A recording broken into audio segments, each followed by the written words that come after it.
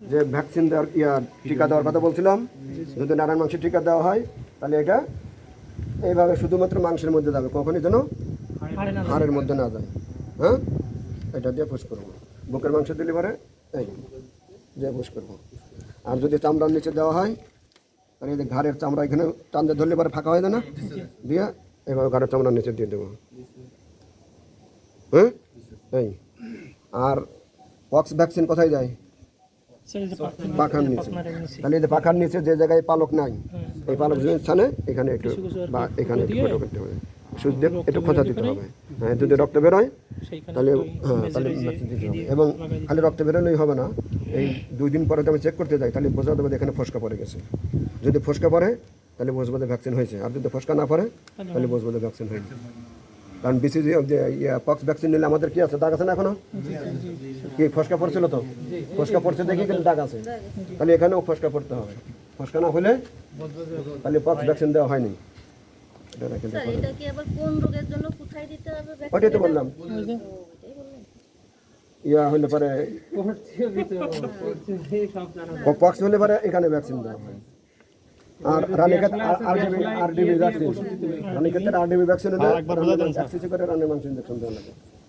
আর ওই যে salmonellosis vaccine দিলে 0.5 সিসি করে ঘাড়ের চামড়া নিচে দিতে হয়।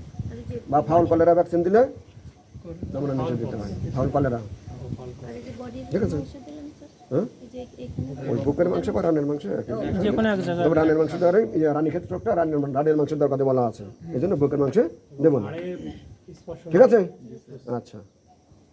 আর তাহলে আমার রানের মাংস কোনো রক্তের দাগ নাই, বুকের মাংস কোনো রক্তের দাগ নেই। আচ্ছা আচ্ছা। আর একটা জিনিস আক্রান্ত হয় যে বার্সা ফেব্রিসাস।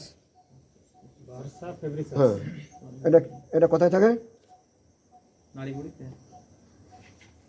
এইভাবে কথা কইলে কেন হয়?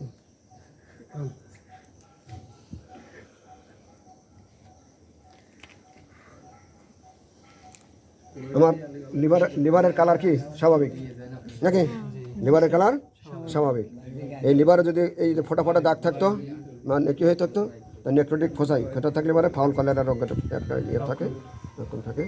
তারপরে ফাউল কলেরা থাকলে হার্টের উপর সাদা সাদা আবরণ করে দেয়। আমার কিন্তু সেখানেও নাই। আবার গাউট রোগ হইলে পরেও এই এখান দিয়ে সাদা আবরণ করে যায় এখানে। ঠিক আছে, আচ্ছা।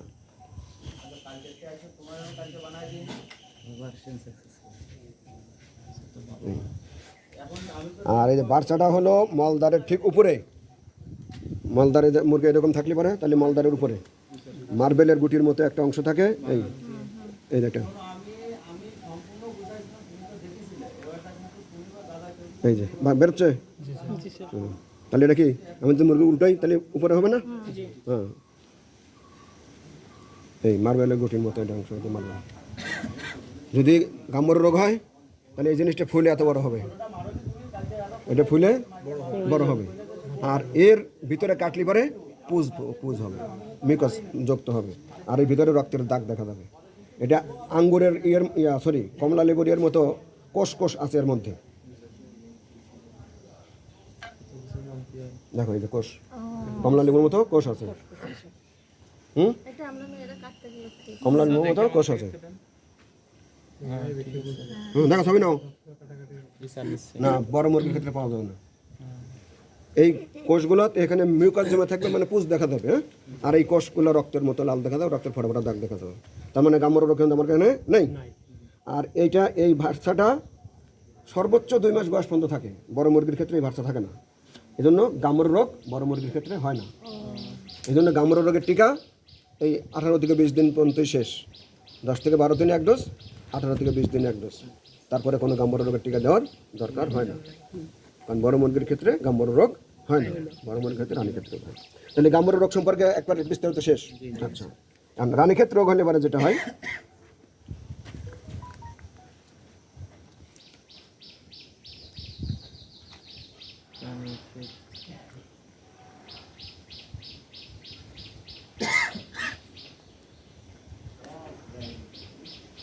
এই যে গিলার আগে যে এই যে প্রশস্ত অংশটা, এটাকে বলা হয় প্রোভেন্ট্রিকুলাস।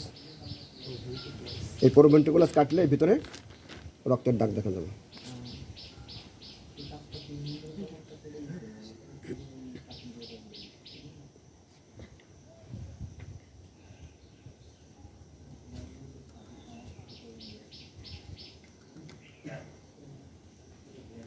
আছে একবার পরিষ্কার। তার মানে এখানে রানীক্ষেত রোগের সম্ভাবনা নাই। আর 2 নম্বর রানীক্ষেত রোগের লক্ষণ ও বাহ্যিক লক্ষণ কি আছে? এই যে মলদারের ভিতর দিয়ে কি চুনের মতো পাতলা এখানে। এই জন্য আমাদের দেশে বলা হয় কি চুনাহাগা পায়খানা, চুনাহাগা রোগ। আমাদের লোকাল ভাষার নাম হয় চুনাহাগা রোগ বলা হয়। আর যদি খাদ্যে কোনো টক্সিন জাতীয় কোনো জিনিসের উপস্থিতি থাকে তাহলে এই কলেজাটা, এই গিজারটা কাটলে মানে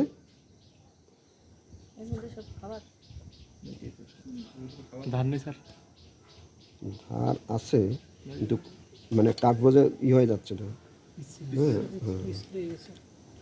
জবাই করতে গেলে কি ধার ছিল না? ধার আছে, দায়ী হোক মানে না, ঠিক আছে। যদি হয় এই যে এখানে আমরা এই তলাটা উঠে ফেলি, তাই না? উঠে ফেলে যদি কোনো টক্সিন রোগে আক্রান্ত বা খাদ্য যদি টক্সিসিটি হয় এটা দ্রুত খুলে যায়। আর যদি না হয় তাহলে এটা ছাড়াইতে কষ্ট হয়, টাইট। হ্যাঁ, আবার যে কোনো রোগে আক্রান্ত হইলেও এটা কিন্তু দ্রুত ছেড়ে যায়, মানে খুব সাথে সাথে ছেড়ে যায়। হ্যাঁ, কিন্তু এটা কিন্তু দেখো একবার টাইট ছিঁড়ে যাচ্ছে তো ছাড়ছে না, কে ছিঁড়ে যাচ্ছে তো ছাড়ছে না, দেখছো? তার মানে এখানে ওই সমস্যাটাও নাই। আচ্ছা, আর যদি মুরগির শ্বাসকষ্ট রোগ হয় তাহলে এই যে এখানে এই যে শ্বাসনালীতে কী হবে? রক্তের দাগ দেখা যাবে, লাল টকটকা হয়ে যাবে, আবার এখানে কফ জমে থাকবে নাকি? আর এখানে কি হচ্ছে? পরিষ্কার না করে কোনো কিছুই এখানে নাই, কোনো কিছু এখানে নাই। তাহলে শ্বাসকষ্টজনিত কোনো সমস্যা এখানে নাই। শ্বাসকষ্টজনিত সমস্যা কোনটা? যেটা মাইকোপ্লাজমোসিস, সংক্ষেপে বলা হয় CRD, chronic respiratory disease. Chronic respiratory disease, হ্যাঁ, দীর্ঘমেয়াদী শ্বাসকষ্ট রোগ, ঠিক আছে? তাহলে সেটাও কিন্তু আমার এখানে নাই। তাহলে এই মুরগিটার সমস্যা কী ছিল? সমস্যা ছিল একটু পা ল্যাংড়া হয়েছে, কিন্তু অন্য কোনো সমস্যা নাই। কে পায়ে সে যথেষ্ট শক্তি পাচ্ছিল না, ওই জন্য সে শুয়ে পড়ছিল, বসেছিল। অন্য কোনো সমস্যা এখানে নাই। যদি অন্য কোনো রোগের সমস্যা থাকতো তাহলে বিগত 2 দিনে আমি আরও মুরগি আক্রান্ত হয়ে যেত। এই জিনিসটা ক্লিয়ার কিনা? এই আমার পোস্টমর্টেম লক্ষণ এবং ইনজেকশন ভ্যাকসিনেশন কীভাবে করতে হয় সব বিস্তারিত। কারো কোনো প্রশ্ন থাকলে আমি জিজ্ঞেস করতে পারো।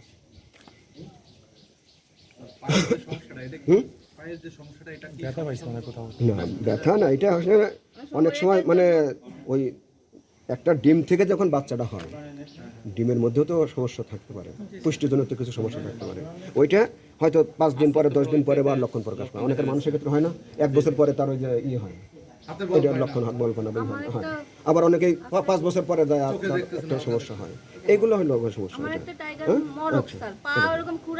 আচ্ছা, আর একটা বিষয় হলো, আরেকটা বলা হয়নি, হ্যাঁ, এই যে রক্তমাশা রোগ। দেখো এখানে এটা তো মালদার, হ্যাঁ, মালদার থেকে একটু আগে আসলে পারে, দেখুন এটা এই নালীটা 3টা ভাগে ভাগ হয়েছে। এটা হলো খাদ্য নালী চলে আসলো, হ্যাঁ, এটা চলে আসলে পারে এখানে আরও 2টা ভাগ হয়েছে।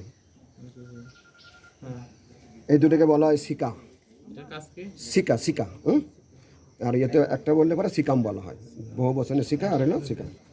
যদি রক্ত আমাশা রোগ হয়, একটা লক্ষণ হলো রক্ত আমাশা হলে রক্ত পায়খানা করবে, পায়খানার সাথে রক্ত আসবে। আর 2টা হলো এই সিকা যদি এখানে কাটা, এই সিকাটা হলো কি ফুলে এরকম বড় হয়ে যায়, মোটা হয়ে যায়, এবং এইটা কাটলে পরে এর মধ্যে রক্তের দাগ দেখা যাবে, ফুলে মোটা হয়ে যাবে, কাটলে এর ভিতরে রক্তের দাগ দেখা যাবে। আর এটা কাটলে এর ভিতরে প্রচণ্ড রকম দুর্গন্ধ হয়, এটা রক্তমাশা রোগের লক্ষণ। তাহলে আমি কী করলাম? রানীক্ষেত রোগ সম্পর্কে বললাম, গামরু রোগ সম্পর্কে বললাম, তারপরে শ্বাসকষ্ট মাইকোপ্লাজমোসিস রোগ সম্পর্কে বললাম, তারপরে রক্তমাশা রোগ সম্পর্কে বললাম। হ্যাঁ, তাহলে মোটামুটি এই রোগগুলোই বেশি হয়। তাহলে ওকে, ওই কোদালটা নিয়ে এসে বাড়িতে